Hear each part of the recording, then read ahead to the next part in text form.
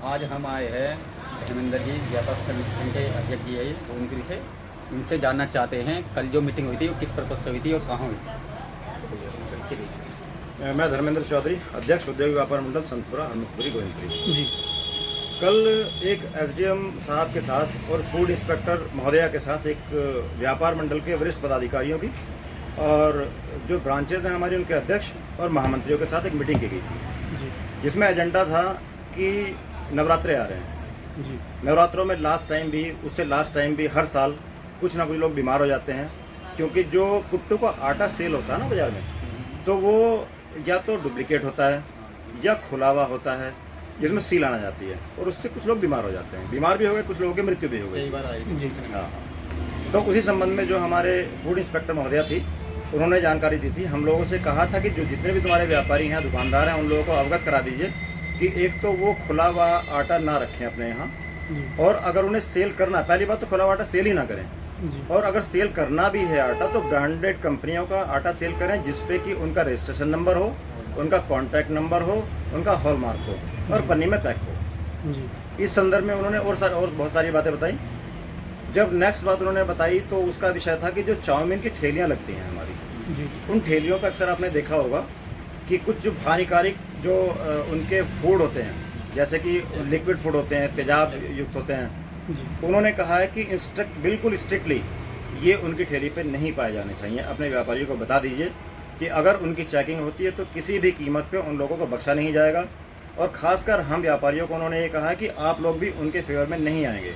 तो मैं अपने सभी व्यापारियों को ये भी हिदायत देना चाहता हूँ कि जैसे एसडीएम महोदय ने या फूड इंस्पेक्टर महोदया ने हम लोगों को जानकारी दी, हमने अपने व्हाट्सएप ग्रुप के थ्रू या डायरेक्टली उन लोगों को बता दिया, और आने वाले समय में वो खुद सतर्क रहें। मेरा उन लोगों से सभी से निवेदन है।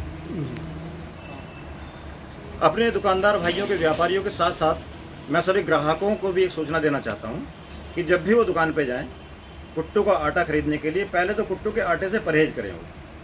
उसके बहुत अल्टरनेट होते हैं हमारे पास, समई के चावल होते हैं और चौलाई होती हैं, बहुत सारे अल्टरनेट होते हैं जिससे हम उसे कुट्टू का आटा बगैर खाए भी काम चला सकते हैं व्रत में। लेकिन फिर भी अगर उन्हें लेना है तो हॉलमार्क देख के ही लें, पैक्ड लें, अच्छी दुकान से लें, अच्छी कंपनी का बनाया हुआ आटा यूज़ करें और किसी भी तरह की बीमारियों से बचने की कोशिश करें। ठीक, आपने हमारे चैनल को समय दिया, आपका बहुत बहुत धन्यवाद।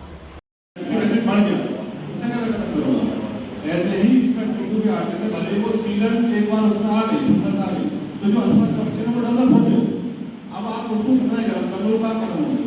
तो सही से प्रधान एक बात कहना चाह रहा है, ये फुट का दुकानदार है, ये फुट का विक्रेता है, ये अपना कार्य, क्योंकि कुट्टू जैसे मैडम अब हमारे यहाँ जो है फोरेंसिक लैब खुली हुई, अभी आप उसका छिड़काव करने की जाँच करा रहे हैं।